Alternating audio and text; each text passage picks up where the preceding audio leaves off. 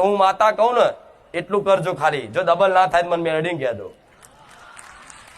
કરવા છે ને કદાચ 10 ના 20 રૂપિયા કરવા હોય, 50 ના 100 કરવા હોય ને તો 50 રૂપિયા ક્યાંક સારી જગ્યાએ સેવામાં વાપરી નાખજો. 50 ના 100 ના હાલુત મને મેળવીને કહેજો.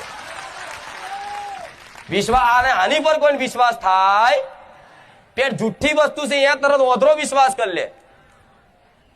પણ અહીં દેવ શાસ્ત્રો આવું કે છે, પુરાણો આવું કે છે, જૂના ઇતિહાસો આવું કે છે કે ભાઈ દાન કરો નિસ્વાર્થ ભાવે 100 રૂપિયાનું તો 100 ના 1000 થઈને ભગવાન આલે. પણ આજે કોઈને 1000 રૂપિયા ઓમ કરીને સેવાના પાછળ વાપરતા જેટલોય જીવ બરે. અમથા ઓમ બીજે બધે આડાવરા પિક્ચરો જોઈ આવે, હારી ખોટી જગ્યાએ ફરી આવે, ખોટા આડાવરા વ્યસનો કરી આવે, ખોટા ના શોખ એટલા બધા શોખ કરીને આડાવરા પૈસા વેડફે ને પણ ક્યાંય ધર્મના પાછળ 1 રૂપિયો આજનો માણસ વાપરવા તૈયાર નહીં. સેવા કરવા માટે આજ એક માણસ મનુષ્ય તૈયાર નહીં. ચોથી ભગવાન તમારું ભલું કરે. જે કદાચ આવી ભાવના રાખતો હોય ને એને દેવ આલે. એ કદાચ આમ 50 વાપરી નાખે તો પાછળ દેવ 100 મેલે.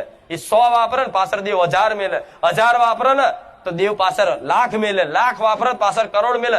એ હાલતા હાલતા થાકી જાય અને દેવ કદાચ પાછળ મુકતા મુકતા કદાચ ના થાકે એનું નામ માતા કહેવાય.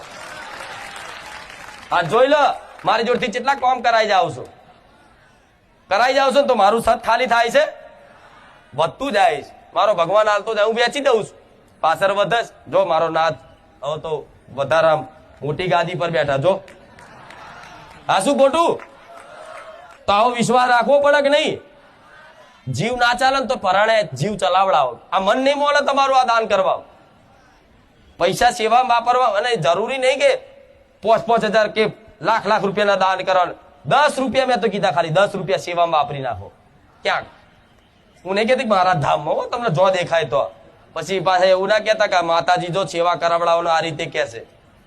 નહીં, દુનિયાના છેડામાં કદાચ ક્યાંક કોઈને જરૂરિયાત હોય ને, કોઈ જીવ હોય, આ કબૂતરા છે, કૂતરા છે, ગાય છે, ગમે તે તમને કદાચ એવા ભૂખ્યા જીવ દેખાય, કોઈ વ્યક્તિ દેખાય, એને દવાની જરૂર છે, એને ભૂખ લાગી, એના કપડા લઈ આલો, ગમે તે તમારી જોડે તમને જે પ્રેરણા થાય ને, અને પ્રેરણા તે મારા જેવી માતા કરે કદાચ એ 50 રાખ્યા વગર કદાચ એ થોડું વાપરી જોજો.